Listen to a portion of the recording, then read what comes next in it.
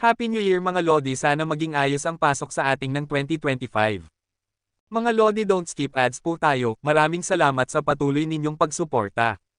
Kumusta mga Lodi, may bago tayong nobela, sana magustuhan nyo ang kwentong ito. Ito ay kwento ng isang kabataang lalaki. Simulan natin ang kwento. Kabanata 81 hanggang Kabanata 90. Chapter 81. Sa oras na ito, tuluyan nang naantay ang rough stone ni Yehan, at isang piraso ng ice jadeite na kasing laki ng palanggana ang lumitaw sa harap ng lahat, na nagdulot ng inggit sa lahat sa paligid, at sabik na makita ng malapitan, ngunit ang mga taong ito ay marahas na itinaboy ni Young Master Tang. Ano ba naman yan, ang basag na batong ito ay nagkakahalaga ng 200 milyong dolyar, kung magnakaw ito mamaya ang mga taong ito na may pulang mata, malaking kawalan ito, pera ito ng kapatid ko. Kapatid, ito ay Ice Jade. Handang magbid ng 150 milyon.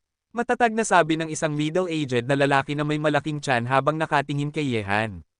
Nang marinig ito, medyo nagulat si Yehan. Ang presyo ng taong ito ay 150 milyon. Mukhang medyo mababa ang kanyang pagtatansya na 200 milyon. 150 milyon ay masyadong maliit, handa akong magbid ng 160 milyon. Magbabayad ako ng 180 milyon. Magbabayad ako ng 170 milyon. Ang mga bidder na ito ay pawang mayayaman at makapangyarihang mga ala-asero para sa ice jadeite na ito, kaya naman ang presyo ay mataas din. Ang Ning Jewelry namin ay handang magbayad ng 200 milyon para sa jade na ito. Sa sandaling ito, sinabi ng lalaki sa tabi ni Ning Feng, ngunit ang kanyang mga salita ay hindi nakakatakot sa mga ala-asero. Pasensya na, kaibigan ng pamilya Ning, interesado rin ako sa jadeite na ito, at magbabid ako ng 210 milyong yuan. 230 milyon. 250 milyon. Ako, ang Lies Jewelry, ay handang magbid ng 280 milyong yuan para bilhin ang jadeite na ito. Habang nagkukumahog ang lahat para sa jadeite na ito, isang matandang lalaki na may tungkod ang bumaba mula sa karamihan, at sinabi niya, diretso na itong 280 milyon. Ang pangungusap na ito ay agad na nagpagulat sa mga ala-asero sa paligid, 280 milyon ay umabot na sa limitasyon ng kanilang pera. Ngumiti ng bahagya si Ning Feng sa matandang lalaking dumating, at sinabi, sino ba ako? Hindi na kailangang mag-alala si Lao Ning tungkol doon. Sumandal si Liu Guangzhang sa kanyang tungkod at tahimik na nagsalita. Bagaman ang pamilya Ba at ang pamilya Ruan ay kasalukuyang nagkakaisa upang harapin ang pamilya Kun, at ang pamilya Liu at ang pamilya Ning ay nakikipagtulungan sa dalawang ito, hindi ito kinakailangan. Nangangahulugan ito na ang pamilya Liu at ang pamilya Ning ay maaari ring makipagtulungan. Sa China, ang pamilya Ning ay nasa hilaga, at ang pamilya Liu ay nasa timog. Ang dalawang ito ay palaging nasa mapagkompetensyang relasyon. Nang marinig ito, bumantong hininga si Ning Feng sa kanyang puso, at sinabi, mukhang makikipagkompetensya sa akin si Lolo Liu, isang junior, ngunit sa mga tuntunin ng pinansyal na mapagkukunan, maaaring hindi manalo ang pamilya Liu, kaya mag-aalok ako ng 300 milyon. Wow! Sa sandaling lumabas ang mga salitang ito, nagkaroon agad ng kaguluhan sa paligid.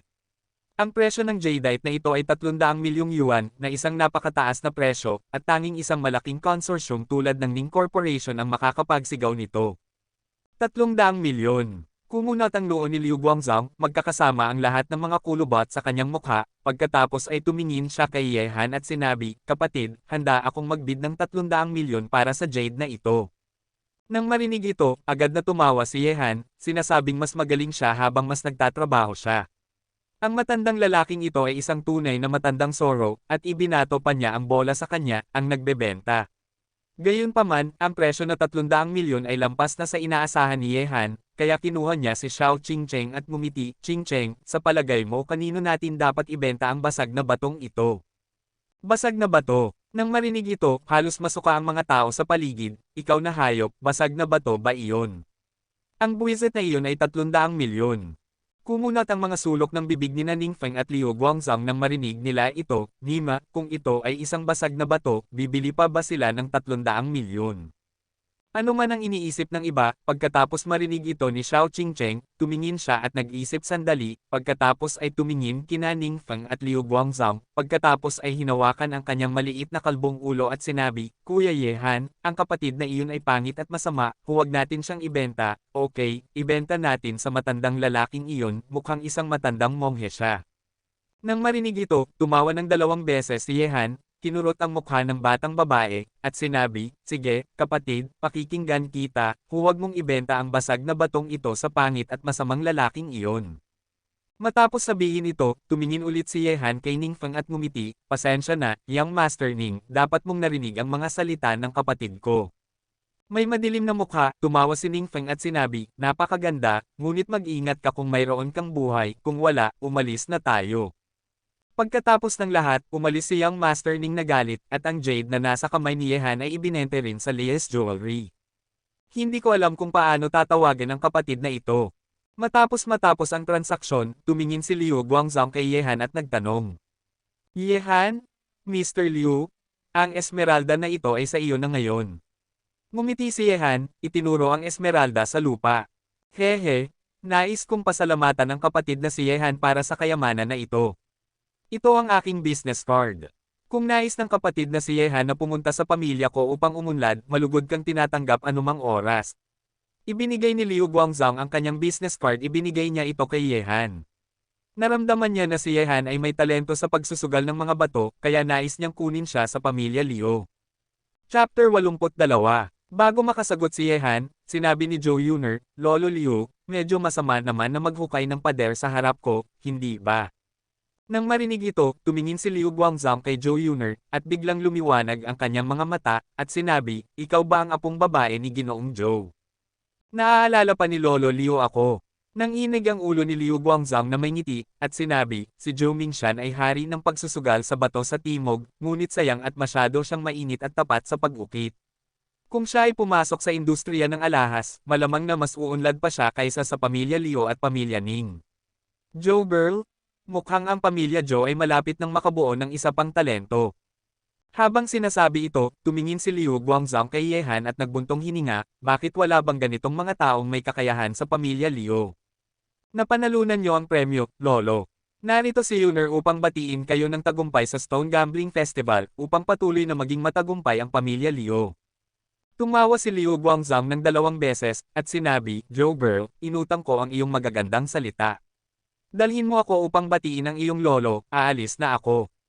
Nang makita si Liu Guangzhong na umalis, ngumiti si Yehan kay Zhou Yuner, sabi ko sa iyo Yuner, gusto ng matandang iyon na kunin ako kanina, bakit hindi mo lang ako tinanggihan ng hindi nagtatanong?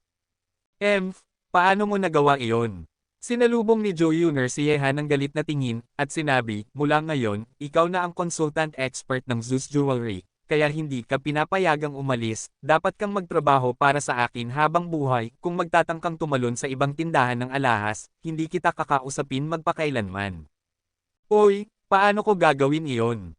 Ngumiti si Yehan ng awkward, pagkatapos ay humiling kay Zhou Yuner na sumulat ng tseke na 1,000,000 at ibinigay ito sa waitress. Siyempre, gagawin ni Yehan ang sinabi niya kanina, at ang tseke, ang puso ng waitress ay mabilis na tumitibok. Kung hindi lang nandoon si Zhou Yuner, tiyak na papayag siya kay Yehan na gantimpalaan siya sa kanyang kabutihan. Gayunpaman, kumita si Yehan ng 370,000,000 nang hindi gumagastos ng kahit 1 sentimo. Ang ganitong mabilis na paraan ng pagkita ng pera ay nagbigay ng pag-iisip kay Tang Dashao, at nilapitan siya si Yehan upang kuskusin ang kanyang mga balikat, at sinabi, Oh, Hanzi, nakikita mo na ang pera ng kapatid ko ay masikip, at wala siyang masyadong pocket money sa buong taon. Bakit hindi mo tulungan ang isang grupo ng mga kapatid? Biglang nakaramdam si Yehan ng kaunting panglamig mula sa pagkuskus ni Young Master Tang. Pareho naman silang lalaki, hindi ba't maaari na lang silang makipag-usap ng maayos? Umalis ka, sabihin mo kung ano ang kailangan, bata. Ngumiti si Yehan at tinadyakan ng taong ito. Tumawa si Young Master Tang, at sinabi, wala namang seryoso, pero kung makakita ka ng piraso ng basag na bato na tataas, sabihin mo sa akin at bibili ako ng 2 para maglaro, at kumita ng kaunting pocket money. Ganoon ba? Sige, walang problema. Agad na pumayag si Yehan, bilang kapatid, dapat siyang tumulong. Nang pumayag si Yehan, hindi natuwa si Zhou Yuner, at sinabi, maaari mong tulungan si Fatty Tang, pero ako. Gusto mo bang tumulong? Dahil sa pakiramdam ng maliit na kamay sa kanyang baywang, napangiti si Yehan, paano naman ako hindi papayag sa iyo? Pagkatapos nito, naglibot si Yehan at ang iba pa sa ilang iba pang dibisyon ng Roughtstone. Ang kabuuang yaman ni Ginoong Tang ay 3,000,000 lamang. Sa huli, ipinakita ni Yehan sa kanya ang isang piraso ng Roughtstone na ang presyo ay nasa loob lamang ng saklaw na ito. Pagkatapos buksan, kumita ang taong ito ng direkta ng 50 milyon. Ang saya-saya niya at patuloy na tumatawa habang pinupuri si Yehan bilang kanyang kapatid. Siyempre, dahil tumulong ang kanyang kapatid, mas naging masigasig si Yehan sa kanyang asawa. Sa buong proseso, nagbigay si Yehan kay Joe Yuner ng kabuoang higit sa 10 rough stones, na nagkakahalaga ng kabuoang 200 milyong yuan. Ngunit alam ni Yehan na kapag ang mga rough stones na ito ay naipadala pabalik sa Shanghai City at ginawa bilang mga finished product, makakakuha si Joe Yuner ng hindi bababa sa 1 bilyon. Matapos gamitin ang yin-yang method ay nang matagal, medyo napagod ang mga mata ni Yehan sa dulo. Ngunit ngayon na nandito siya, tiyak na hindi palalampasan ni Yehan ang pagkakataon na kumita ng malaki. Hindi siya kontento sa 400 milyon. Kung hindi lang para sa pag-iisip na masyadong shocking, gusto ni Yehan na kunin ang lahat ng rough jadeite dito. Siyempre, kung ganun ang mangyari, tiyak na makakuha siya ng atensyon ng iba. Kapag nailantad ang yin at yang ng mga mata, tiyak na magkakaroon ito ng kaguluhan.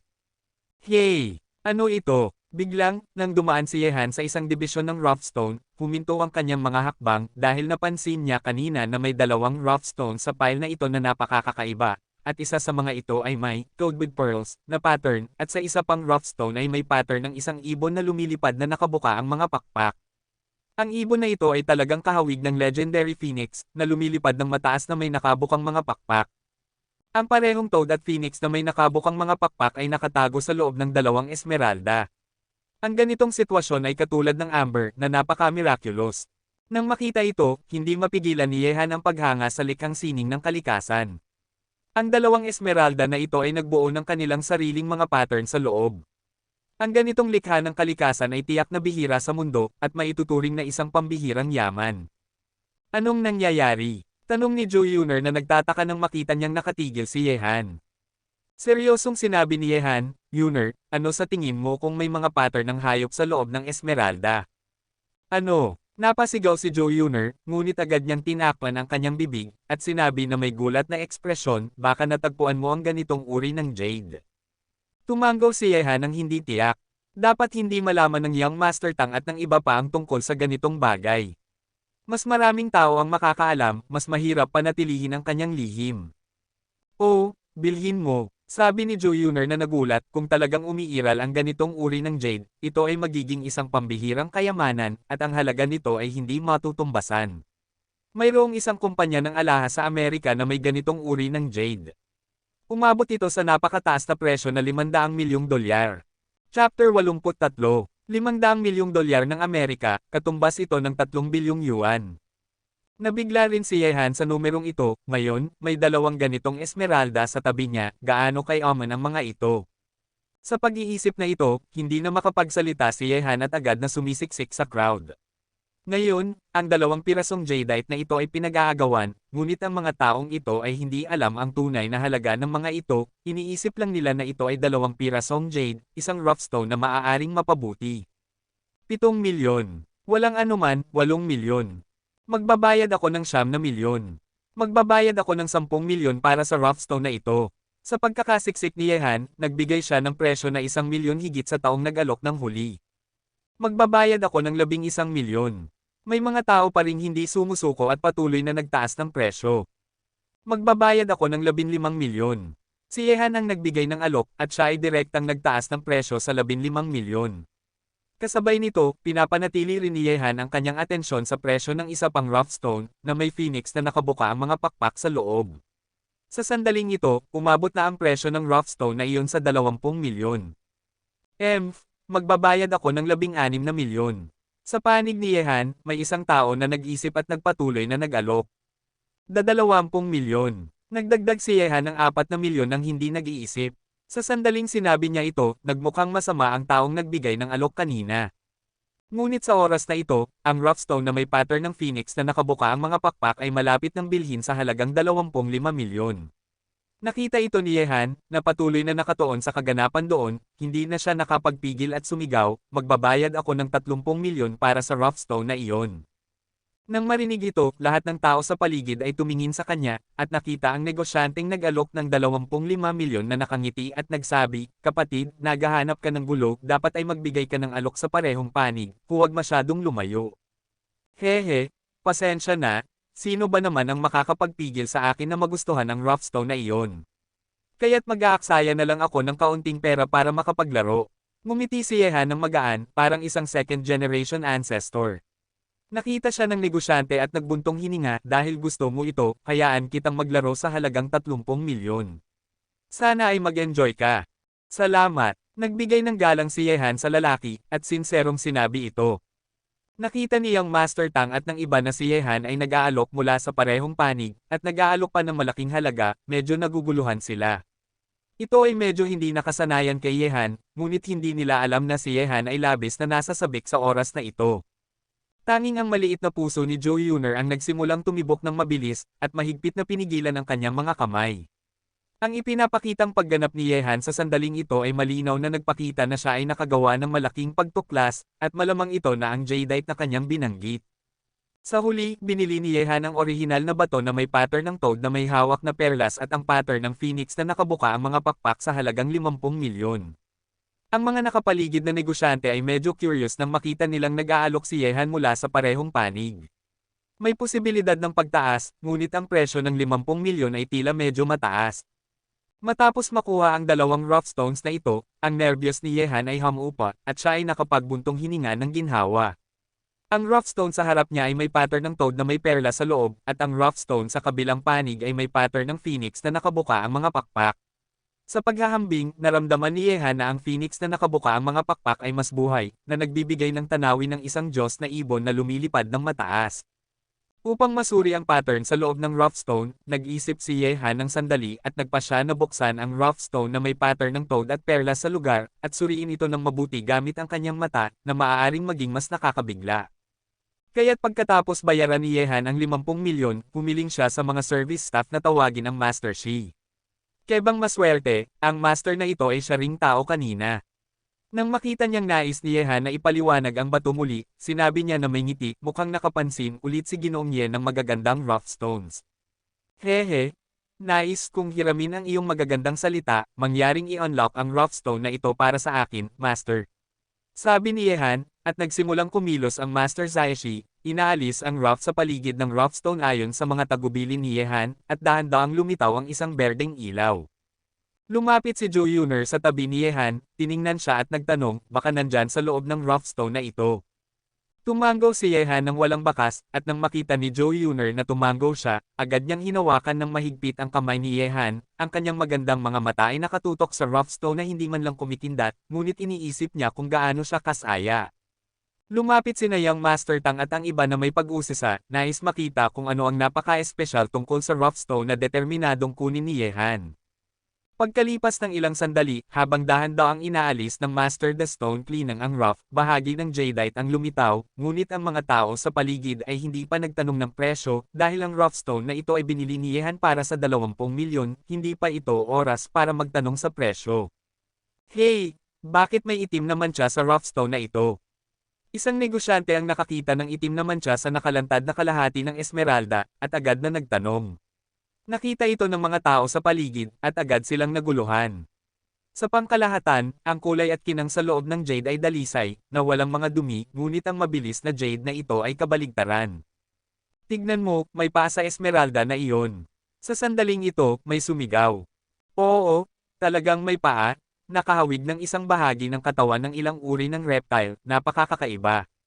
Napansin din ng Master Jiashi ang sitwasyong ito sa oras na ito, napakunot ang kanyang mga mata, para bang may naisip siya, agad niyang pinabilis ang kanyang galaw upang mas mabilis na mailantad ang ibang bahagi ng esmeralda, at habang lalo pang naipapalabas ang esmeralda, lalong naging sensational ang paligid, nag-uusap-usap tungkol sa pirasong esmeralda na ito, at agad na nagulat ang marami, kahit ang mga pinuno ng 4 na pangunahing pamilya dito ay nagulat, at lahat ay tumakbo upang makita.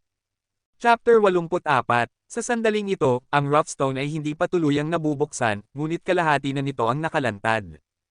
At ang kalahating ito ay ang ibabang bahagi ng toad, ang dalawang binti at ang puwit, ngunit batay dito, walang makakapag-conclude kung ano ang itim na button sa loob ng rough stone, kaya't lahat ay nagtataka at nanunood.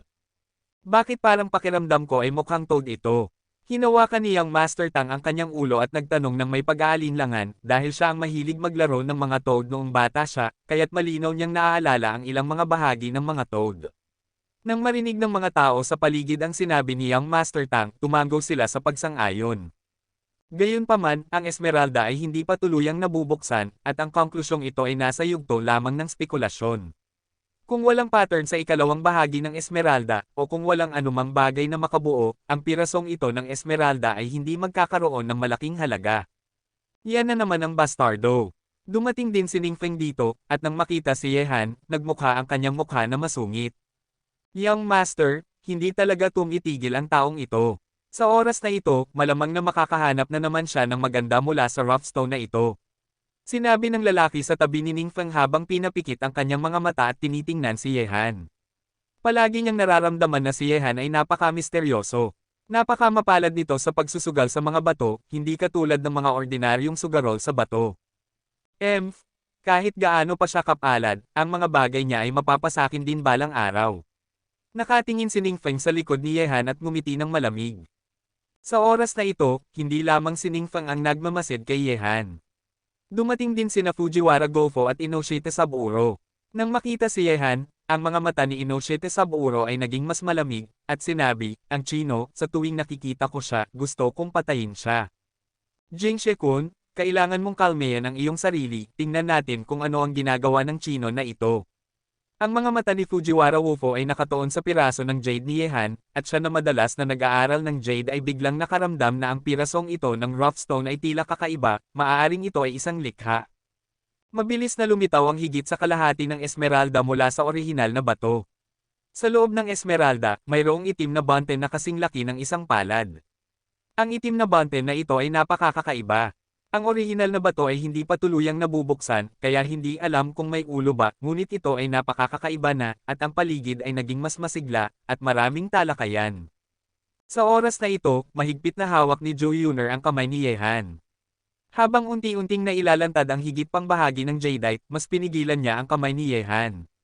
Dahil sinabi ni Yehan kanina, mas naging interesado siya sa pirasong ito ng jadeite. Umaasa, kung talagang ang pirasong ito ng jade ay isang bihirang jade, tiyak na magiging isang pambihirang kayamanan. At sa ilalim ng atensyon ng mga tao, sa wakas ay na-unlock din ng Master Jieshi ang pirasong ito ng rough stone, at pagkatapos ay maingat na nilinis ang alikabok sa Esmeralda, at pagkatapos, sa loob ng Esmeralda, isang buhay na toad na may hawak na perlas ang biglang lumitaw sa paningin ng lahat. Ang toad na ito ay napaka-realistic, may mga binti at katawan, at mayroon ding dalawang itim na mata, at isang nakabukas na bibig na may perlas sa loob. Ang tanawin na ito, na parang may isang tao na naipon ng isang toad na may mga hiya sa Esmeralda na ito, ay labis na kahanga-hanga. Grabe, ito ay natural na jadeite, napakabihira. Nang makita ang pattern sa loob ng jadeite, ang mga pasiga ng pagkamangha ay sumalubong sa paligid. Ang natural na jadeite ay ang pangalan para sa ilang mga bihirang jadeites. Ang halaga ng mga Esmeralda ay karaniwang hindi matutumbasan. Sila ay mga likha ng kalikasan na hindi maaaring makumplito ng tao. Maraming natural jadeites sa merkado. Hindi ko inasahan na may isa na lalabas sa Stone Gambling Festival na ito. May ilang tao na tumingin sa pirasong ito ng Esmeralda, at biglang lumitaw ang mga pagnanasa sa kanilang mga mata.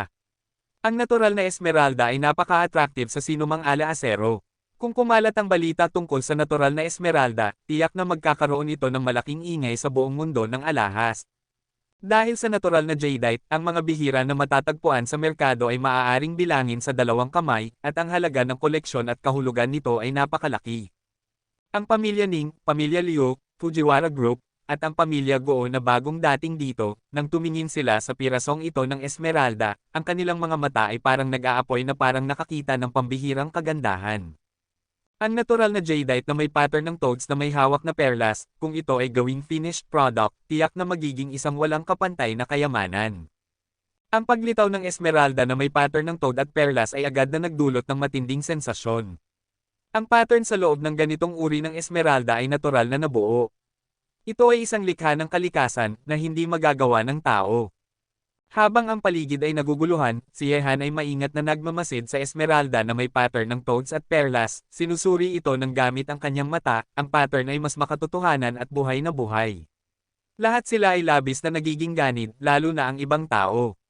Kung ang pirasong ito ng jade ay na-auction, tiyak na makakakuha ito ng malaking kita. Sa pag-iisip tungkol dito, lalo pang uminit ang puso ni Yehan. Ang toad na may hawak na perlas, isang bihirang kayamanan. Talagang sulit na makita ang ganitong kahangahangang esmeralda sa aking buhay. Ang mga mata ni Liu Guangzhang ay puno ng kasabikan, at siya ay nabuhay ng halos buong buhay niya. Hindi pa siya nakakakita ng ganitong kahangahangang esmeralda. Tanging ilang malalaking tao sa industriya ng alahas sa ibang bansa ang may ganitong bagay. Kahit na may ganitong uri ng jadeite sa China, ito ay karaniwang nakolekta ng mga tao at hindi madaling ipakita sa iba. Master, kailangan nating makuha ang pirasong ito ng esmeralda, ang toad na may hawak na perlas, isang ganap na bihirang likha. Kung ito ay gawing finished product, tiyak na magiging kayamanan ng tindahan. Pagkatapos nito, ang reputasyon ng aming Ning's Jewelry sa bansa ay magiging mas dakila. Hindi imposibleng talunin ang Li's Jewelry. Ang lalaki sa tabi ni Ning Feng ay tumingin sa toad na may perlas at mga esmeralda, na may malakas na ambisyon at pagnanasa sa kanyang mga mata. Bagaman lihim na kinaiinisan ni Ning Feng si Yehan sa kanyang kapalaran, alam din niya ang halaga ng pirasong ito ng esmeralda. Kung ang isang tindahan ng alahas ay may isang bihirang kayamanan bilang kayamanan ng kanilang tindahan, tiyak na maraming tao ang bibisita dito. Ang Ning's Jewelry ay tiyak na aabot sa susunod na antas. Master, hindi natin dapat palampasin ang ganitong bihirang kayamanan. Sa oras na ito, isang tao sa pamunuan ng Guo's Jewelry ang nagsabi kay Guo Yunxiao. Nang marinig ito, ngumiti si Guo Yunxiao ng bahagya, ang kanyang mga mata ay puno ng tiwala, at sinabi, huwag mag-alala, ang ganitong kayamanan ay para lamang sa aming Guos. Walang makakapaggagaw nito mula sa akin, ang tanging makakakuha nito ay talagang mapalad. Habang nagsasalita, ang mga mata ni Guo Yunxiao ay tumingin kay Yehan, nakapikit ang mga mata at nakatingin. Siyempre, hindi lamang ang mga taong ito ang may malalakas na ambisyon para sa pirasong ito ng jade. Ang Fujiwara Group ay nais ding makuha ang pirasong ito ng jade. Si Fujiwara Gofo ay walang mas mababang ambisyon para sa pirasong ito ng jade kaysa sa sinuman. Bagaman ang iba pang mga alahero ay may malalaking ambisyon para sa pirasong ito ng jadeite, kung nais nilang bilhin ito, tiyak na ang ilan sa kanila ay kailangang mag-bankrupt. Lumapit si Young Master Tang, tiningnan ang piraso ng jadeite, hinagod ang kanyang ulo at sinabi, "Dam, talagang may mga toad dito, talagang kakaibang bagay, nagtatanong ako kung gaano ito kahalaga."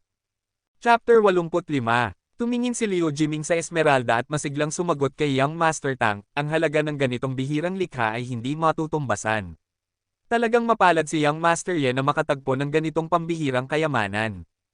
Nang marinig ang sinabi ni Liu Jiming, agad na lumiwanag ang mga mata ni Young Master Tang, ngunit nang makita ang mga ganid na mata sa paligid, siya ay humihikbi ng may pagdududa, inusog ang kanyang katawan, at umupo sa ibabaw ng blokeng esmeralda. Nakita ang eksenang ito, ang mga tao sa paligid ay nagmura kay Young Master Tang na hindi marunong umupo. Kung uupo siya sa kanyang napakatabang katawan, baka masira ang pirasong iyon ng esmeralda. Ito ay isang bihirang kayamanan na matagal nang hinahanap. Ang toad ay may hawak na perlas, isang kahangahangang likha. Kapatid na Ye, ang aming Li's Jewelry ay handang magbid ng 3 bilyong yuan para sa iyong piraso ng jade. Nais kong malaman kung kayang iwanan mo ito. Nang ang lahat ay nag-iisip kung paano makuha ang pirasong ito ng jade, si Liu Guangzhang ay nakatingin kay Yehan habang nag-aalok. Nang marinig ito, bago makasagot si Yehan, ngumisi si Ning Feng at sinabi, 3 bilyon. Ganoon bang kapos ang Li's Jewelry na hindi makabili ng pirasong ito ng jade? Kami, ang Ning, ay handang mag-alok ng 3,200 milyon. Grabe, napakamahal. Agad na tumayo si Young Master Tang nang marinig ang presyo na inaalok ng dalawa. Natatakot siya na masira ang mahalagang bagay na iyon na nagkakahalaga ng hindi bababa sa 3 bilyong yuan. Sa puntong iyon, naramdaman ni Young Master Tang na mainit ang kanyang puwit dahil siya ay umupo sa 3 bilyon kanina.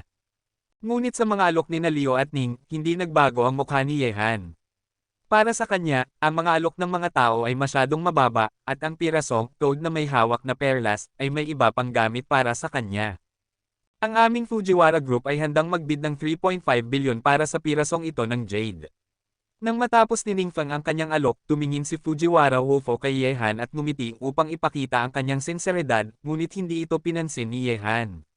Para sa mga Hapon, palaging may pakiramdam ng pagtutol si Yehan sa kanyang puso. Nang marinig ni Ning Feng ang mga salita ni Gofo Fujiwara, agad siyang nagsabi, mukhang si Ginoong Fujiwara ay naakit din sa pirasong ito ng jadeite, ngunit ang aming Ning family ay nakatuon sa pirasong ito ng jadeite, 3.7 bilyon. Hehe, Ginoong Ning, may kasabihan sa mga Chino na ang mga bihira ay ang pinakapayaman. Sa tingin ko, walang sino man ang madaling bibitaw sa ganitong mahalagang bagay. Ang aming Fujiwara Group ay handang magbid ng 4 na bilyon yuan para bilhin ang pirasong ito ng Jade. Tumingin si Gofo Fujiwara kay Ningfeng at ngumiti na may magalang na tono. Nang marinig ito, nagulat ang mga tao sa paligid. Ang Fujiwara Group ay karapat-dapat na maging isang malaking conglomerate sa Timog Silangan. Ang kanilang mga pag-export ay nagkakahalaga ng 4 na bilyon ng basta-basta at hindi sila natatakot dito. Ang pakikipagsapalaran sa ganitong malaking konsorsyum para sa pirasong ito ng Esmeralda ay tiyak na wala pang isang kamay na kwalipikado. Nang marinig ito ni Liu Guangzhang, kinunot niya ang kanyang noo at nagbuntong hininga sa kawalang magawa sa kanyang puso. Hindi na ito dahil sa hindi sulit na bilhin ang pirasong iyon ng Jade sa halagang 4 na bilyon, kundi dahil ang pondo para sa Leyes Jewelry ay hindi na kayang tiisin ang labis na pagkonsumo. Ngayon ay ang unang sesyon ng Stone Gambling Festival. Kung masyadong mataas ang pagkonsumo dito, hindi na kayang ipagpatuloy ng pamilya Liu ang susunod na 2 sesyon. Haha, interesado rin ako sa ganitong nakakatuwang bagay, paano nyo ako nakalimutan? Habang ang mga tao sa paligid ay nakatingin sa bid ni Ningfeng at Fujiwara Wofo, sa labas ng crowd, naglakad si Guo Yunxiao kasama ang kanyang kasintahan at mga bodyguard. Nang marinig ito, ang mga mata ng lahat ay tumingin sa kanila. Ang pamilya Guo ng Xiangjiang, si Guo Yunxiao, walang hindi nakakakilala sa kanya dito, ngunit sa paglahok ng Guo, tiyak na magiging mas masigla ang kompetisyon na ito. Ang aming pamilya Guo ay handang magbid ng 4.5 bilyon para sa pirasong ito ng Jade. Nais kong malaman kung handa ang kapatid na ito na ibenta ito. Tumingin si Guo Yunxiao kay Yehan, ang kanyang gwapo at mahinahong mga mata ay nagbigay ng likas na sigla, na para bang si Ling Yun. Sa pagtingin sa mga mata na ito, maraming tao ang nakakaramdam ng inferiority, na para bang sila ay mga mababang tao sa harap ni Guo Yunxiao. Lahat ay nakatingin kay Yehan, nagtatanong kung paano siya sisigot. Ang pagbili ng pirasong ito ng Jade sa halagang 4.5 bilyon ay itinuturing na mataas na presyo. Nakita ang mga mata mula sa paligid, ngumiti si Yehan ng bahagya. Nang siya ay tungkol ng magsalita, biglang pinigilan siya ni Zhou Yuner, pouting her mouth, at nagsabing parang maliit na bata, Yehan, gusto ko ito. Nang marinig ito, biglang kumabog ang puso ni Yehan, gusto ko ito. Kung ang mga salitang ito ay sinambit sa isang madilim at maangin na gabi, tiyak na magiging demon siya at magiging mabangis na mangakit sa kanya, ngunit sa ngayon, tiyak na hindi siya makapag-isip tungkol doon. Sa isang mapayapang hitsura, tumingin siya kay Guo Yunxiao at sinabi, paumanhin, ang pirasong ito ng Jade ay hindi ibebenta sa kahit anong halaga. Hindi ibebenta. Nang marinig ang mga salita ni Yehan, ang mga pares ng mata sa paligid ay biglang nagbago, naging kakaiba. Maaaring isipin na ang batang iyon ay nais maglibot sa Tengchong, isang lugar na malapit ng maging gulo na may walang halaga na kayamanan. Hindi ito isang matalinong hakbang. Hindi ibenta, ang mga salitang ito ay nagdulot ng malaking kaguluhan sa paligid, kung ito man ay dahil sa pagtanggi ni Yehan kay Guo Yunxiao, o dahil sa kanyang desisyon, ito ay hindi isang matalinong hakbang. Ang pagtanggi kay Guo Yunxiao ay katumbas ng pagtanggi sa pamilya Guo ng Xiangjiang. At may isang kasabihan na ang isang tao ay walang kasalanan ngunit nagiging may sala dahil sa Jade. Kung hawak ni Yehan ang ganitong walang halaga na kayamanan, kung hindi siya magbebenta, tiyak na maraming tao dito ang magkakaroon ng masamang isip tungkol sa kanya. Siyempre, para kay Yehan, kung hindi siya magbebenta, hindi siya magbebenta. Kahit na tinanggihan niya ang pamilya Guo, ang pamilya Ning, o ang Fujiwara Group, walang makakapilit sa kanya na ibenta ang hindi niya nais ibenta. EDF, hindi mo ito ibinebenta, pero ayos lang, kung papatayin kita, ang pirasong Jade ay magiging akin. Nagtawa si Ningfeng sa kanyang puso. Mas magiging mabuti para sa kanya kung hindi ibenta ni Yehan ang pirasong Jade. Makukuha niya ang Esmeralda nang hindi gumagastos ng kahit isang sentimo. Hindi si Ningfeng ang nag-iisa sa ganitong pag-iisip. Wala ring imek si Fujiwara Gofo, at may ngiti sa kanyang bibig, na tila hindi siya alintana kung hindi ito ibenta ni Yehan. Sa oras na ito, pinakawalan ni Guo Yunxiao ang kamay ng kanyang kasintahan at naglakad patungo kay Yehan, na nakatingin kay Yehan ng walang emosyon. Bawat hakbang na kanyang ginawa ay nagdudulot ng matinding presyon sa mga tao sa paligid. Isang aura ang mabubuo, at ang mga taong may mahihinang aura ay mahihirapan sa mas malakas na tao. Nakita ito ng marami at napabuntong hininga. Si Guo Yunxiao ng pamilya Guo ng Xiangjiang ay karapat-dapat na maging tagapagmana ng pamilya Guo sa hinaharap. Kaunti lamang ang mga tao ang makakapantay sa kanya sa ganitong kakayahan sa mga nakababatang henerasyon. Napag-isipan mo na ba? Sigurado ka bang ayaw mong ibenta ito? Lumapit si Go Yunxiao kay Yehan, pinapanood si Yehan ng walang emosyon, at ang kanyang tono ay hindi maaring tanggihan. Ang dalawang nagkatitigan, biglang sumabog ang makapangyarihang aura ni Go Yunxiao, na para bang si Yehan ay isang maliit na langgam sa kanyang mga mata, na hindi kayang sumuwi sa kanyang mga salita. Nagiging bingi ka ba? O bulag? Sinasabi ko kung hindi mo ibebenta, hindi mo ibebenta. Ano? Gusto bang bilhin ng isang tagapagmana ng pamilya Go sa pamamagitan ng puwersa? Nang marinig ni Yehan ang nangingibabaw at hindi mapapakitang tono ni Go Yunxiao, nakaramdam siya ng kaunting pagkabahala at hindi kasiyahan, kaya't nagkaroon siya ng tinak sa kanyang pag-uusap. Nang marinig ang mga salita ni Yehan, ang mga mukha ng mga tao sa paligid ay nagpakita ng labis na pagkamangha. Magandang tao, gaano ka katapang? Paano mo naisip na makipag-usap sa tagapagmana ng pamilya Go ng ganito? Sa lakas ng pamilya Go, kung nais nilang parusahan si Yehan, tiyak na madali lang ito, at maaari siyang mawala ng walang bakas. Naramdaman ni Zhou Yuner na huminto ang kanyang puso, at mahigpit na hinawakan ang kamay ni Yehan. Naglakas loob si Yehan na makipaglaban sa tagapagmana ng Go, na ginawa siyang kabigabighani. Siyempre, hindi siya natatakot, kundi may pagkahumaling. Si Yehan sa sandaling ito ay tila napakagwapo at may kapangyarihan, ang ganitong tao na napakamataas at hindi kailanman yumuyuko sa sinuman ay ang lalaking gusto ni Zhou Yuner. Ikaw na bastardo, paano mo nagawang makipag-usap kay Young Master Go ng ganyan, tingin ko naghahanap ka ng kamatayan. Nang marinig ang mga salita ni Yehan, ang mga mata ng isang madilim na binata sa likod ni Go Yunxiao ay kumislap ng malamig na puot, at sa sandaling buksan ni Go Yunxiao ang kanyang bibig, maaari siyang tumalon at patayin si Yehan agad. Chapter 86. Buwisit, sino ka ba? Nakipag-usap ang kapatid ko sa amo mo, bakit ka sumisigaw? May karapatan ka bang magsalita dito?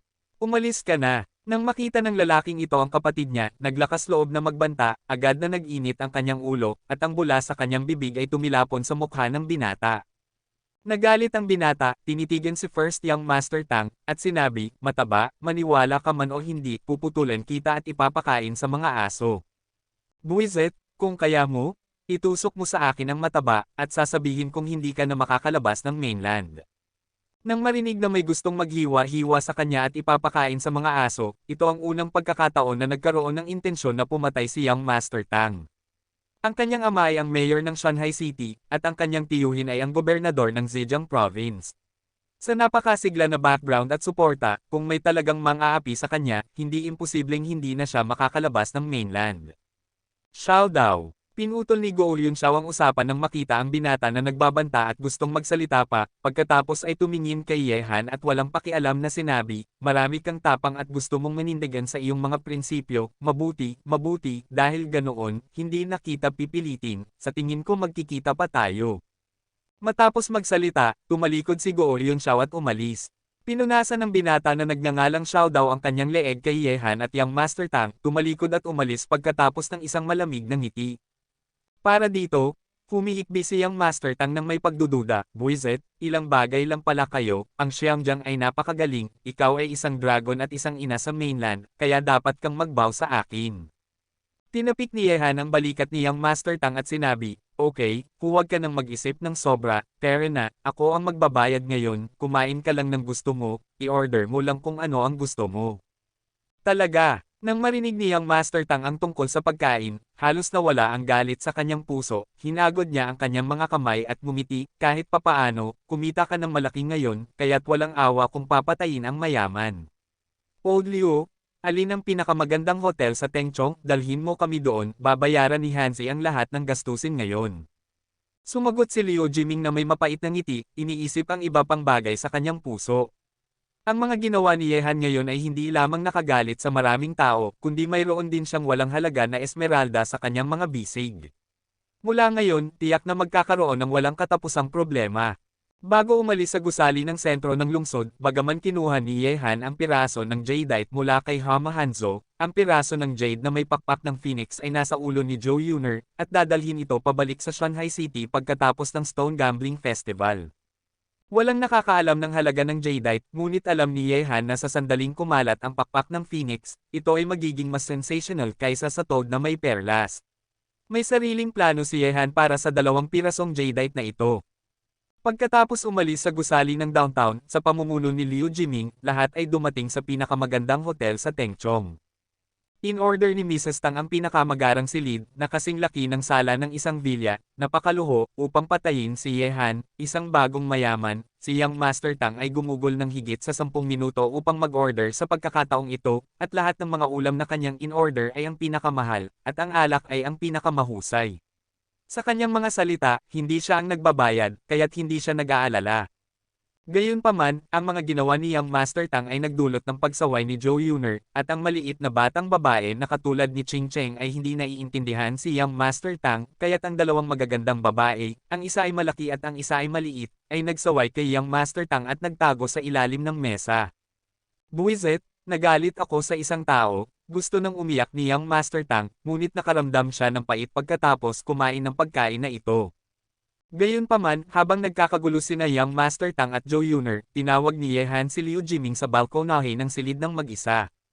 Mula dito, maraming trapiko at mga taong naglalakad. Alas 3 pa lamang ng hapon, ngunit lahat ng tao sa kalsada ay naglalakad ng mabilis, dahil papalubog na ang araw at paparating ang bagyo, at naamoy din ni Ye Han ang bagyo sa hangin. Young Master Ye, tinawag mo ako dahil. Tumingin si Liu Jiming kay Ye Han, at naisip na ang isang bagay. Tumango si Ye Han at sinabi, Brother Liu, pamilyar ka sa Tengchong. Gusto kong mag-hire ng isang grupo ng mga dalubhasa, mas mabuti kong mga veterano. Kaya mo ba ito?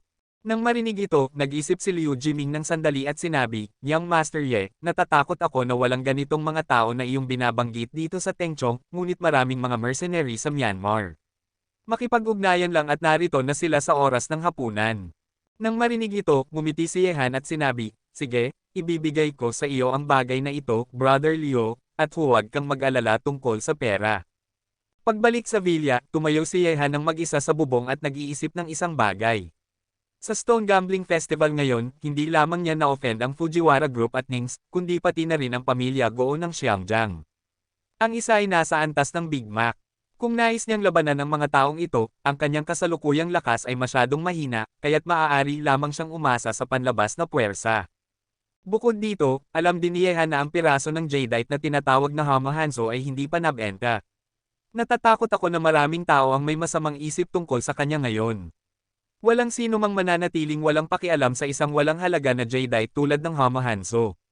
Kapag napalampas mo ang gabing ito, huli na ang lahat kung gusto mong makuha ito bago ka makarating doon.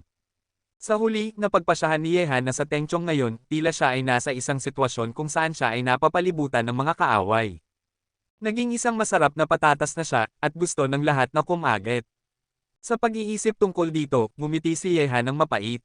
Hindi niya ginagalit ang iba, ngunit gusto lang nilang paghirapan siya. Sa mundong ito, ang kapangyarihan ang naghaharing lahat. Kung si Go Oning ang may hawak ng esmeralda na ito, natatakot ako na walang sino man ang magbabayad ng pansin sa mga taong nang ahas na makipaglaban ng walang ingat. Sa oras na ito, narinig ang mga yapok mula sa likod ni Ye Han. Ito ay ang tunog ng mga takong na tumatama sa lupa. Hindi na kailangang lumingon si Ye Han upang malaman na si Zhou Yuner ang dumating. Sumandal ang kanyang ulo sa balikat ng lalaki, at malumanay na sinabi, Pasensya na, pero nahihirapan kita. Kung hindi ko lang hiniling ang pirasong iyon ng jade, hindi ka magkakaroon ng ganito karaming problema ngayon, at hindi ka rin haharap sa nalalapit na panganib. Habang nagsasalita, mahigpit na niyakap ni Zhou Yuner ang baywang ni Ye Han, na para bang gusto niyang isama ang kanyang katawan sa matipunong katawan ng lalaki. Dalawang luha ang dahan-daang damaloy mula sa mga sulok ng kanyang mga mata. Alam ni Zhou Yuner na kung hindi dahil sa hiniling niya kay Ye Han ang pirasong iyon ng jade. Kung ibinente ito ni Ye Han noong panahong iyon, hindi sana mahuhulog si Ye Han sa mapanganib na whirlpool ngayon. Naramdaman na nabasa ang damit sa kanyang likod, ngumiti si Ye Han ng mapait, lumingon at pinunasan ang mga luha, at sinabi, Bobo, gagawin ko ang lahat para sa iyo, hindi pa banggitin, kahit na ngayon, hindi ka nagsalita, at hindi ko ibebenta ang pirasong jade na iyon. Napag-isipan ko na ito. Dadalhin ko ang pirasong jade na ito pabalik sa Shanghai City, at ibibigay ko ito sa iyong Zhou Jewelry Auction. Maraming mahilig sa alahas, at ito rin ay isang pagkakataon upang simulan ang Zeus Jewelry at hayaang makita ng domestic jewelry market ang Zeus Jewelry. Nang marinig ang mga salita ni Ye Han, naantig si Zhou Yuner sapagkat hindi ibinente ni Ye Han ang pirasong jade na iyon. Ito pala ay para sa kanya, para sa kanyang Zeus Jewelry. Ang isang makapangyarihang kaaway, ito ay mas nakakahumaling kaysa sa anumang mga salita ng pag-ibig. Ang puso ni Ju Yuner ay lubusang nalasing sa mga salita ni Yehan, kaya't wala siyang sinabi, at direktang hinalikan ang bibig ni Yehan gamit ang kanyang sariling mga labi, wala nang mas praktikal kaysa dito ngayon. Naramdaman ang mabangong dila ni Joe Yuner na lumalabas, naghahalikan ang dalawa sa bubong, sa pagkakataong ito ay kusang loob, kaya't labis silang nagkaroon ng interes, sinisipsip ang katas ng isa't isa ng husto, ang mga dila ay magkakaugnay, ikaw ay pumupunta sa akin, ako ay pumupunta sa iyo, mukhang medyo baliw. Sa sandaling ito, lubusang nalunod si Yehan sa pagnanasa, nakalimutan ang paparating na bagyo, gusto lang niyang makasama ang babaeng ito sa harap niya magpakailanman, mayroon ka sa akin, at mayroon ako sa iyo.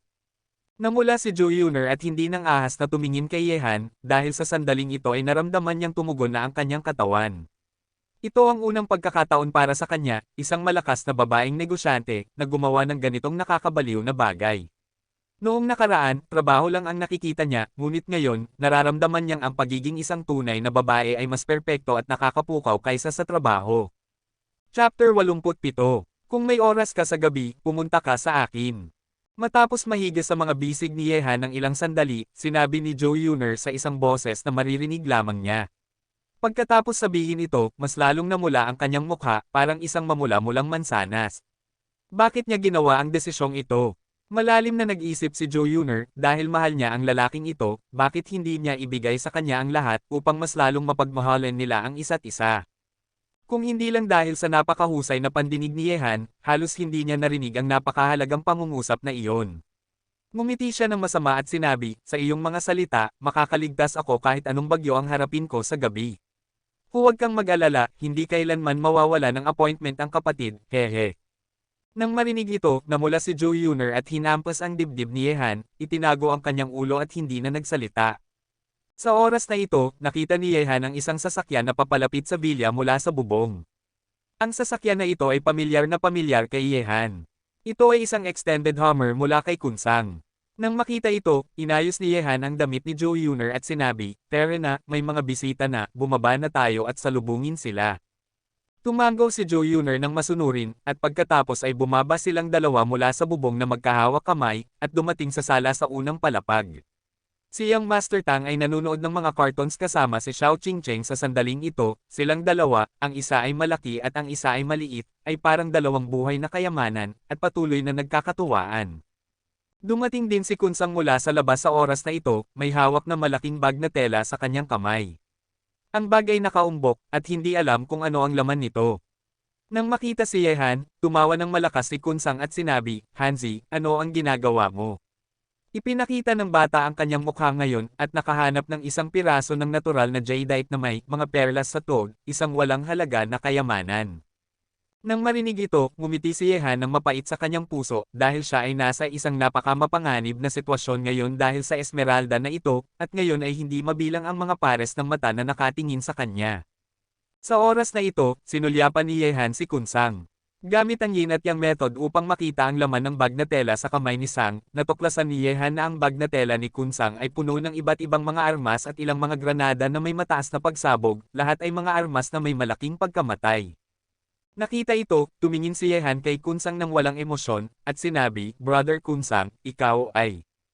Ibinaba ni Kunsang ang bag na tela, at ilang mga armas sa loob ay nakalantad sa bibig ng bag na tela. Lumapit siya at tinapik ang balikat ni Yehan at sinabi, "Hanzi, huwag ka nang magsalita, kapatid, ito, sama-sama nating dalhin." Isang pangungusap ang tumimo sa puso ni Yehan ng higit pa sa mga salita. Sa lipunan ngayon, ilang tao ang makakapagsabi ng pangungusap na ito. Niyakap ni Yehan si Kunsang ng mahigpit, at nagyakapan ang dalawang malalaking lalaki. Naramdaman ni Yehan na para bang sobrang proud, tinapik niya ang balikat ni Kunsang at tumawa ng malakas, "Sige, mga kapatid, sama-sama nating dalhin." Gaano man karami ang mga taong darating ngayon, tayo, mga kapatid, ay papatay ng gaano karami ang gusto natin. Ang pagdating ni Kunsang ay nagdulot ng pagmamalaki kay Yehan. Sa Tengchong, isang lugar na napapalibutan ng mga kaaway, hindi siya nag-iisa sa pakikipaglaban. May mga kapatid siyang handang tumulong sa kanya na dalhin ito ng magkasama. Hindi siya pwedeng matamba. "Buwisit, bakit nyo kami nakalimutan?" Naramdaman niyang Master Tang na uminit ang kanyang puso nang marinig ito. Lumapit siya at sinuntok sina Yehan at Kunsang, at sinabi, His grandma, ituring niyo kaming magandang kaibigan. Pangapi ba, tama, Hanzi? Ngayon ay magkakaroon ng away ang ating ikatlong kapatid, at mararanasan ng kapatid ang pakiramdam ng pagpatay. Nang marinig ito, hinayla ni Yehan si eldest young Master Tang, at nagyakapan ang tatlong malalaking lalaki. Sa buhay na ito, kontento na siya sa dalawang mabubuting kapatid na nagmamahalan. Pero, para sa kapakanan ng mga kapatid at ng kanyang sariling babae, kailangan niyang lagpasan ang gabing ito bilang isang lalaki. Nakita ang pagmamahalan ng tatlo, palihim na pinunasan ni Joe Yuner ang mga luha sa mga sulok ng kanyang mga mata, at pagkatapos ay umakyat sa itaas kasama si Xiao Qingcheng sa kanyang mga bisig. Magiging maayos ang lahat ngayong gabi. Bilang isang babae, hindi mo dapat hadlangan ang kanilang ginagawa. Hayaan ang maliit na lalaking iyon na harapin ang nangyari ngayong gabi. Gayunpaman, nang harapin ni Yehan ang ganitong uri ng krisis, hindi siya makatulong, na nagdulot ng pag-usbong ng ambisyon ni Joe Yuner na gawing mas malakas at mas malaki ang Zeus Jewelry, at magkaroon ng sariling boses sa mundo. Sa araw na iyon, gagamitin niya ang kanyang mga balikat upang protektahan ang maliit na lalaking iyon mula sa hangin at ulan. Kagagabi lang, at habang tinatakpan ng gabi ang lupain, sa labas ng bilya kung saan nakatira sina Yehan at ang iba pa, dahan-daang pumasok ang isang malaking military truck. Nangunguna si Liu Jiming sa harap ng truck. Nang tumigil ang sasakyan sa bakuran, ang mga matitipunong lalaki na nakasuot ng camouflage uniform ay tumalon mula sa truck.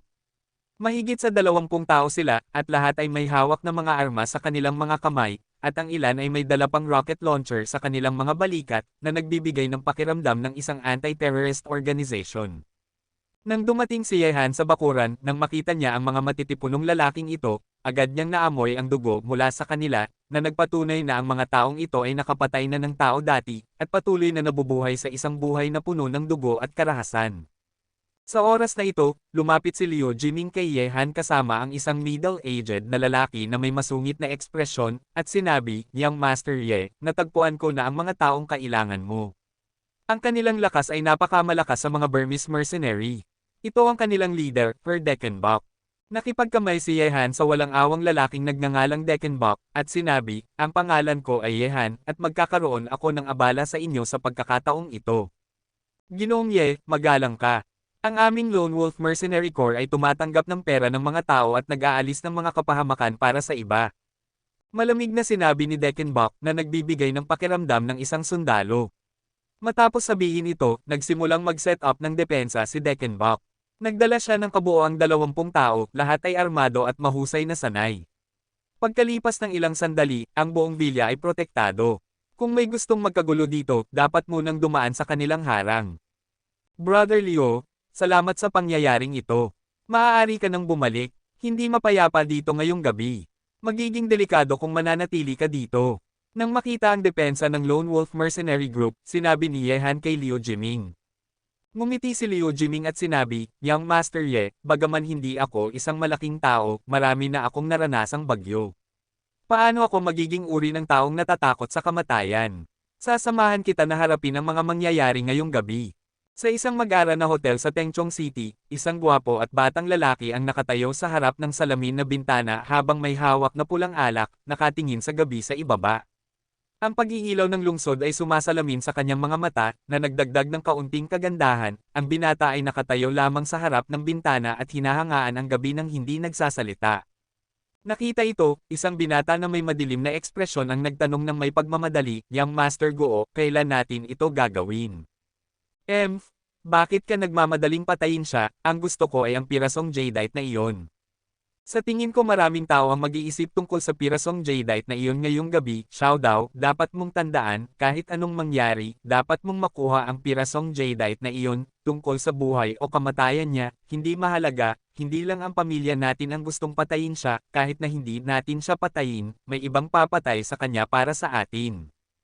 Ngumisi si Go Yun Xiao, at sinabi, maghihintay tayo ng isang oras, gawin natin ito sa hating gabi, narito tayo sa mainland, hindi katulad ng Xiangjiang, hindi tayo pwedeng maging masyadong mapangahas, naiintindihan mo ba?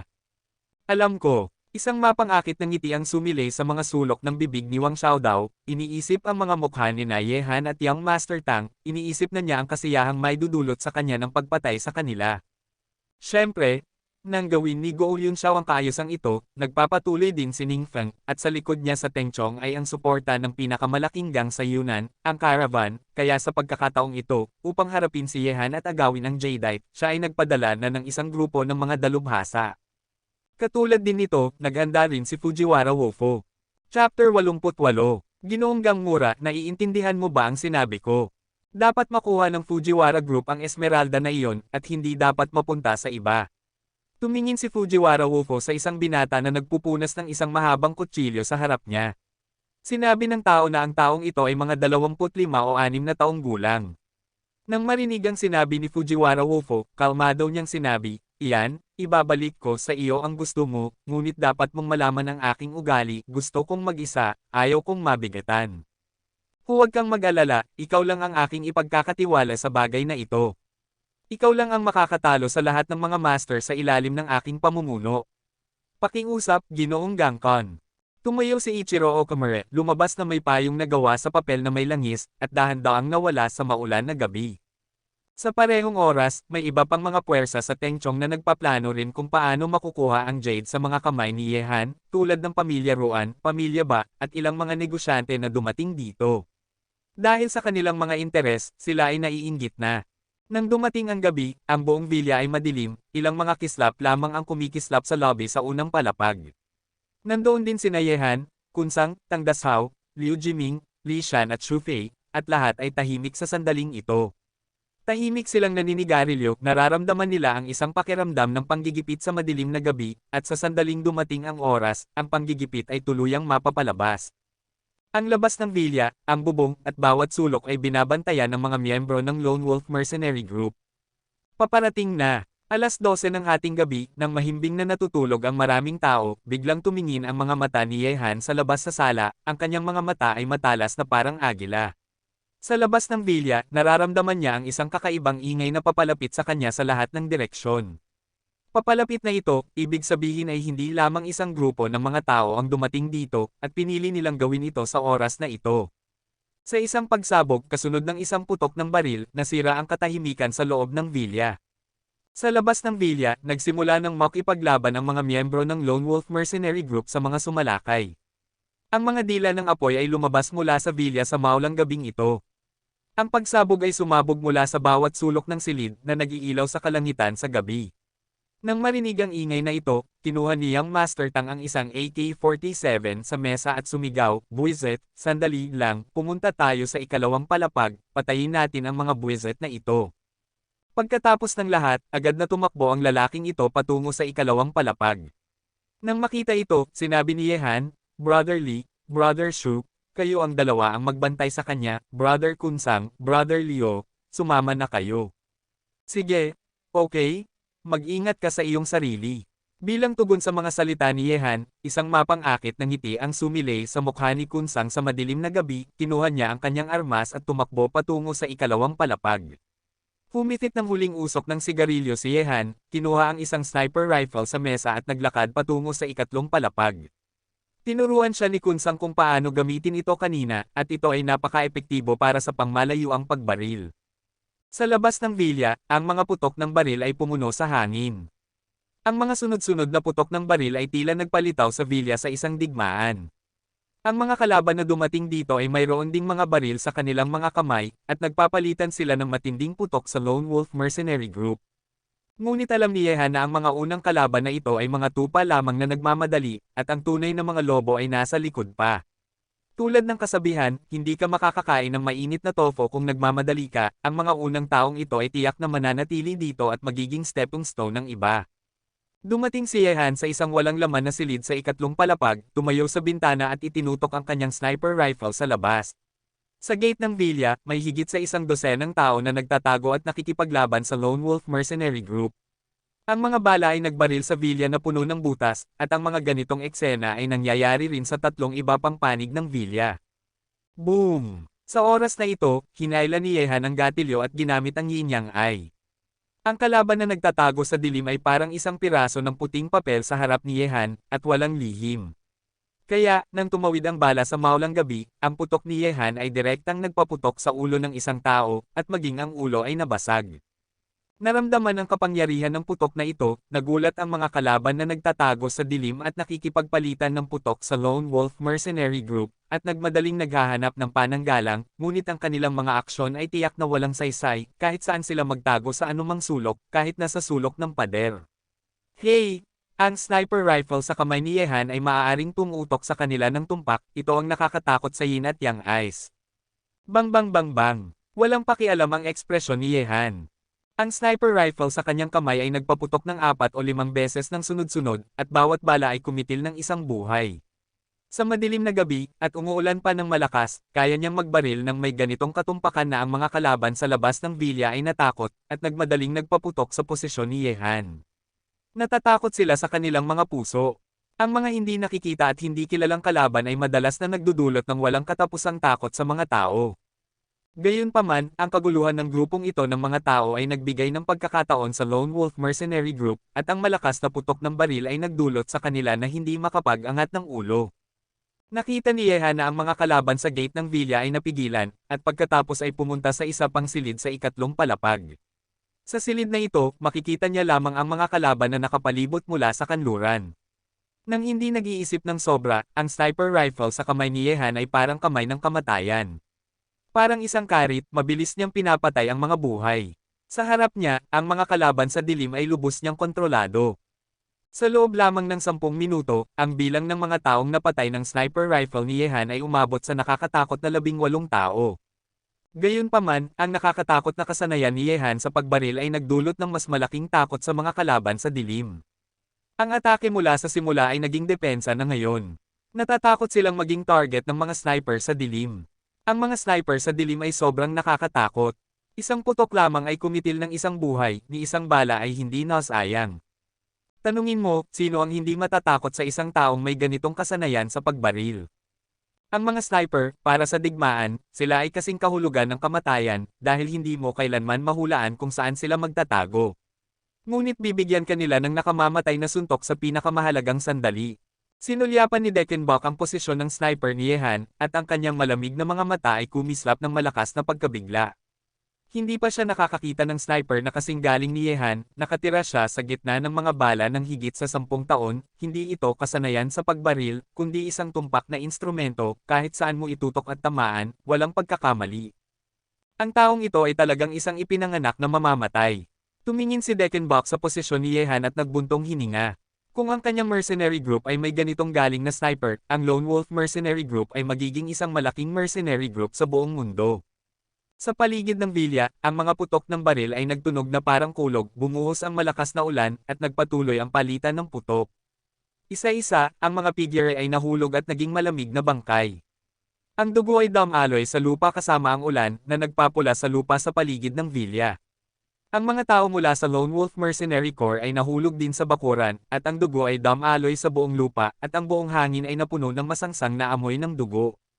Bagaman ang villa ni Yehan at ng iba pa ay matatagpuan sa isang medyo liblib na lokasyon sa Tengchong City, ang ganitong malaking kaguluhan ay hindi nakakuha ng atensyon ng pulisya. Tiyak na may kasangkot, kung hindi, ang kaguluhan ay magdudulot ng takot. Gamit ang isang tao at isang baril, pinatay ni Yehan ang mga kalaban mula sa lahat ng direksyon.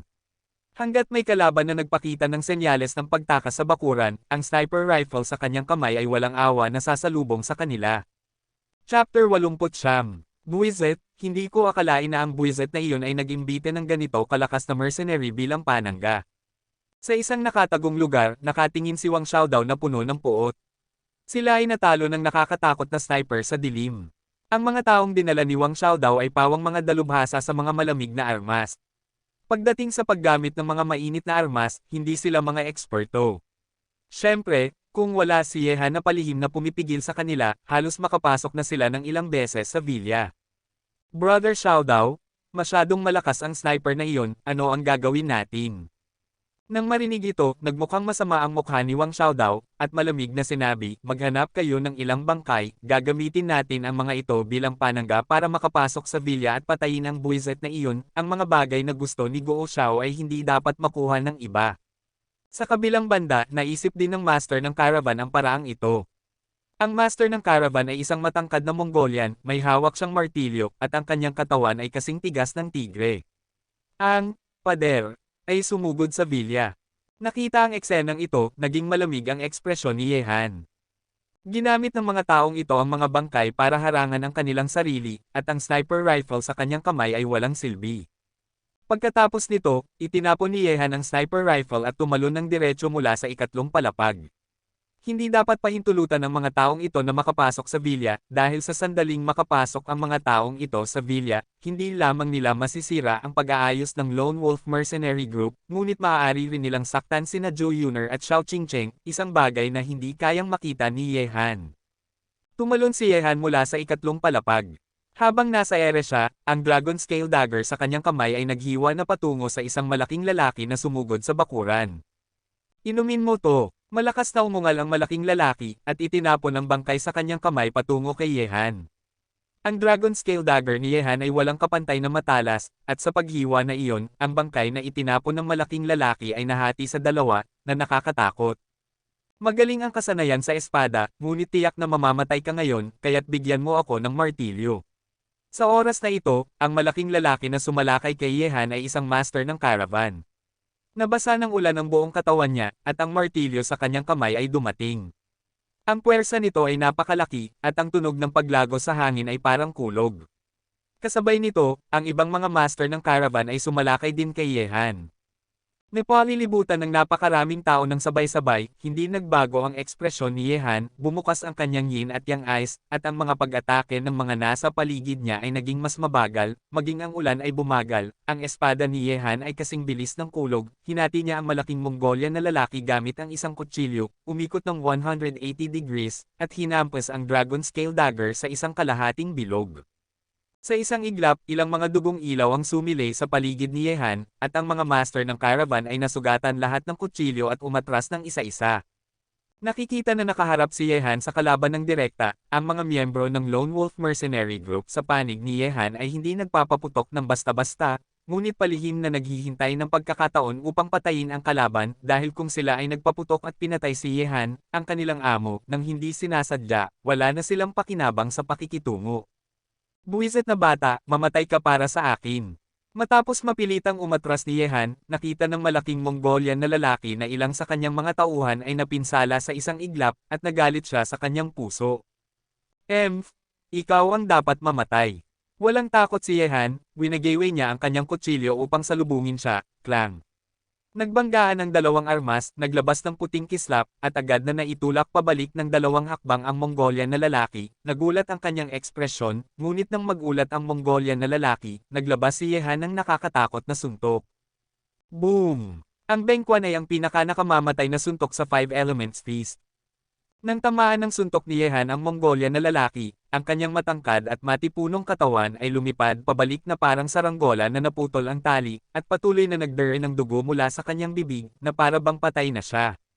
Malubha siyang nasugatan, ngunit nang magpatuloy si Yehan sa pag-atake sa Mongolian na lalaki, sa sulok ng kanyang mata, nakita niya ang ilang mga figure na sumugod, na malapit nang makapasok sa Villa.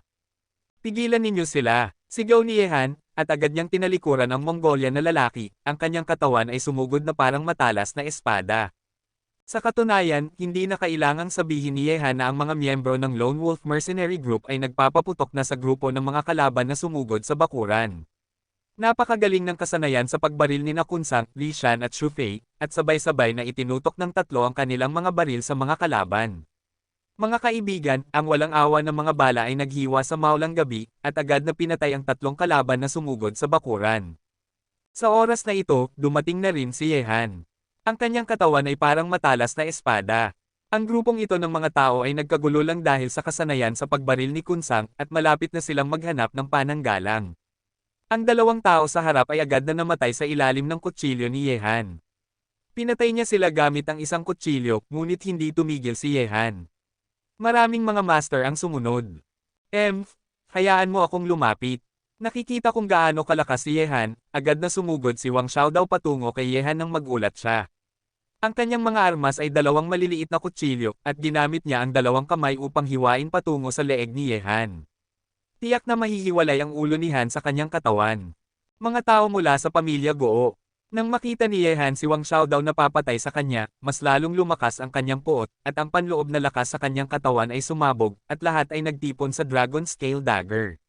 Para bang lahat ay pinutol ng kanyang kutsilyo. Dang bang bang bang. Nagkaharap ang dalawa sa loob ng ilang sandali gamit ang mga maikling kutsilyo. Ang ganitong uri ng malapit na labanan ay napakamapanganib. Ang mga ilaw ng mga kutsilyo ay mabilis na kumikislap sa pagitan ng dalawa. Ang lakas ni Wang Xiaodao ay hindi gaanong masama kaysa kay Ye Han.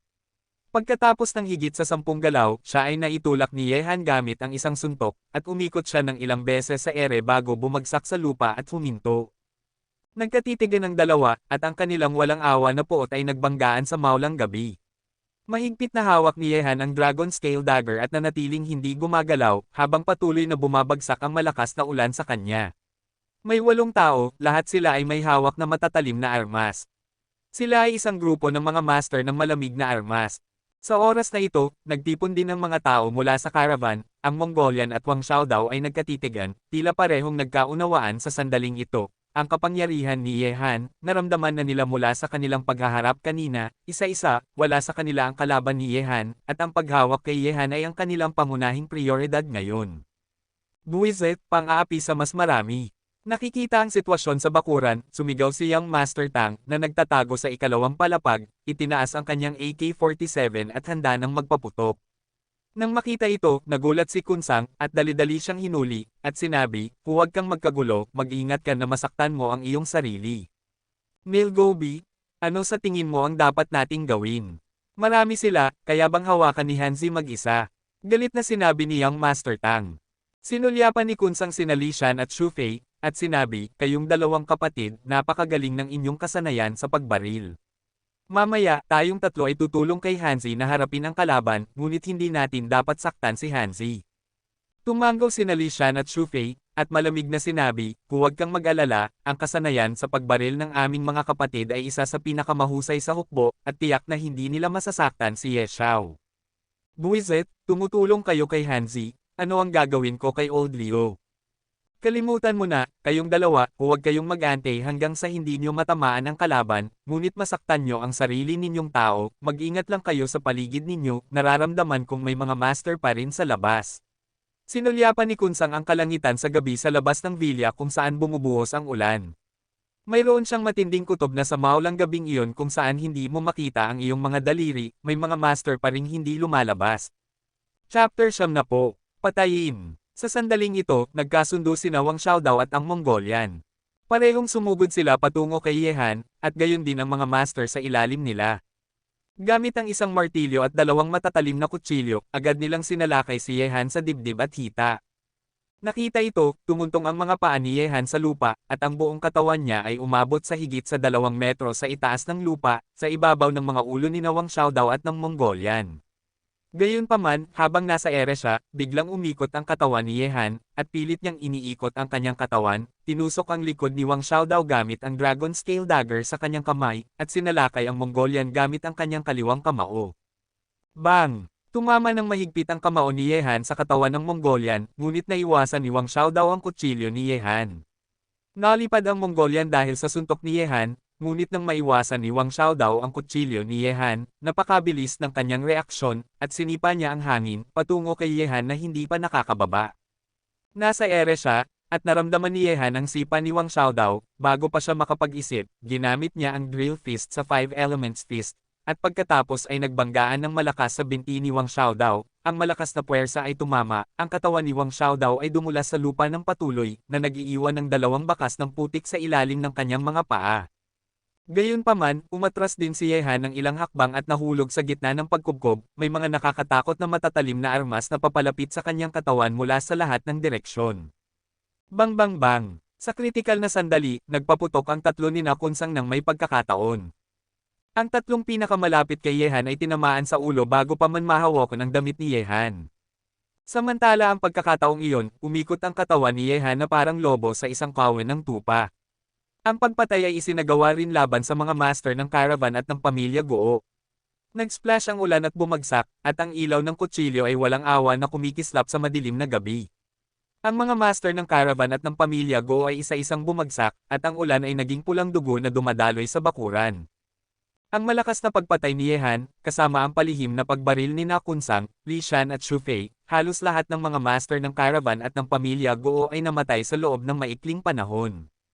Buwisit. Tumigil si Wang Xiaodao sa sandaling ito, nakikita na halos tapos na ni Ye Han ang pagpatay sa mga taong dinala niya, puno ng galit ang kanyang puso, at nagmadali siyang sumugod kay Ye Han, habang ang malubhang nasugatang Mongolian ay nagpupumilit ding bumangon, itinaas ang martilyo sa kanyang kamay at binagsak ito kay Ye Han. Nararamdaman ni Ye Han ang hangin na nagmumula sa dalawang panig, kaya't gumulong siya sa lugar, na iwasan ang pinagsamang pag-atake ng dalawang taong ito sa isang iglap. Gayunpaman, nang makatakas si Ye Han sa pag-atake ng Mongolian at Wang Xiaodao, isang matinding pakiramdam ng panganib ang dumating sa kanyang puso. Sa sulok ng kanyang mata, nakita niya ang isang malamig na ilaw sa madilim na kalangitan sa gabi sa labas ng vilya, parang isang meteor, at isang itim na anino. Dala ang malamig na ilaw na ito, agad itong bumagsak sa ere sa itaas ng ulo ni Ye Han, at pagkatapos ay naghiwa pababa gamit ang isang kutsilyo, na parabang binabasag ang bundok Huashan, hindi matigil. Hindi maganda, Master. Nagulat si Ye Han, naglabas siya ng malakas na sigaw, at pagkatapos ay naglakad patungo sa malamig na ilaw, naghiwa ng buong lakas sa malamig na ilaw na malapit ng bumagsak. Ding! Ang matinis na tunog ng ginto at bakal ay umalangaw sa maulang gabi. At nagbanggaan ang Dragon Scale Dagger sa mahabang kutsilyo, at ang nakakatakot na hindi nakikitang puwersa ay agad na lumabas, na nagdulot sa bumabagsak na ulan na lumihis sa landas, at ang mga patak ng ulan ay isa-isang sumabog sa ere, ang katawan ni Ye Han ay biglang naitulak pabalik ng malakas na puwersang iyon, at umatras siya ng isang dosenang hakbang bago huminto sa ilalim ng mga hagdan sa harap ng gate ng vilya. Sa kabilang panig ni Ye Han, isang itim na anino ay umatras din sa oras na ito. Ang taong ito ay nakasuot ng itim na kimono, may hawak na makinang na samurai sword sa kanyang kamay, nakatapak sa mga kahoy na clog, at may mahabang buhok na umaagos. Isang pakiramdam ng kawalang interes sa buhay. Ninja Master. Sa ikalawang palapag ng vilya, nang makita ni Kunsang ang hapon, biglang kumunat ang kanyang mga kilay. Ang taong ito ay nagbigay sa kanya ng pakiramdam ng matinding panganib. Naramdaman niya ang panganib mula sa kanyang katawan, nagtulungan sina Wang Xiaodao at ang Mongolian, at nasa saklaw pa rin ang kanyang tugon, ngunit kung ay dadagdag ang makapangyarihang hapon na ito, ang kanyang sitwasyon ay magiging lubhang mapanganib. Magaling ang iyong trabaho. Narinig ko na maraming mahuhusay na tao sa China. Totoo nga, tumingin si Ichiro Komura kay Ye Han at walang pakialam na sinabi, ang dalawang ginoo sa paligid ko ay hindi nagawang talunin ka ng magkasama.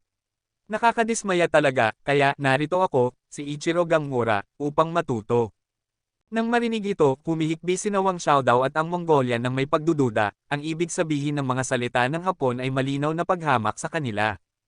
Tinitigan ni Ye Han si Ichiro Komura, hinawakan ang ulan sa kanyang mukha, at sinabi sa isang malamig na boses, pinapante ka ni Go-Fu Fujiwara. Kung tama ang hula ko, dapat ikaw ay isang master ng Chunan, Go-Fu Fujiwara, talagang mataas ang tingin mo sa akin, Fujiwara Group, Go-Ushi, Ning-Shi, napakaganda, kung kaya mo, kayong tatlo ay dapat magkasama. Pasensya na, hindi ako sanay na makipag-team sa mga tao. Mangyaring bumalik na, kayong dalawang ginoo. Sinulyapan ni Ichiro Komura sina Wang Xiaodao at ang Mongolian, at ang ibig sabihin ay napakamalinaw. Narito ako at wala kayong magagawa. Ang atensyon ay mas lalong hindi na kailangang isipin. Maliit na Hapon, huwag kang masyadong maghambog. Kung sino ang papatay sa taong ito ngayon, siya ang mag-aari ng Esmeralda. Ngumisi si Wang Xiaodao, at pagkatapos tumingin sa Mongolian, sabay-sabay silang sumugod kay Ye Han. Bantayan ang gate, sa pamamagitan lamang ng pagpatay kay Ye Han ay makakapasok sila sa vilya at makukuha ang Esmeralda. Nakita ito, ngumisi si Ichiro Komura, at pagkatapos ay tinuntong niya ang kanyang kanang paa sa lupa, at agad siyang lumipad, hawak ang samurai sword sa dalawang kamay, direktang nilampasan sina Wang Xiaodao at ang Mongolian, at nilapitan muna si Ye Han. Ang paghiwa na iyon ay parang isang meteor na bumabagsak mula sa kalangitan, mabilis, tumpak, at walang awa, tiyak na nakamamatay. Umalis ka! Isa laban sa tatlo, hindi natakot si Ye Han. Nang maghiwa si Ichiro Komura, isang hindi pa naganap na kapangyarihan ang sumabog mula sa kanyang katawan, at naghiwa siya ng malakas gamit ang Dragon Scale Dagger sa dalawang kamay. Sa isang ding, ang samurai sword ni Ichiro Komura ay tumama sa Dragon Scale Dagger ni Ye Han. Sa isang iglap, ang mga hagdan sa ilalim ng mga paa ni Ye Han ay nag-crack. Ang malakas na paghiwa ni Ichiro Komura ay nagparamdam kay Ye Han na ang kanyang kamay na may hawak ng kutsilyo ay manhid. Ang dugo ay nag-aalburuto, at halos magsuka siya ng dugo. Gayunpaman, matapos magbanggaan sina Komura, Ichiro at Ye Han, siya ay itinulak din pabalik ng puwersa mula sa Dragon Scale Dagger ni Ye Han.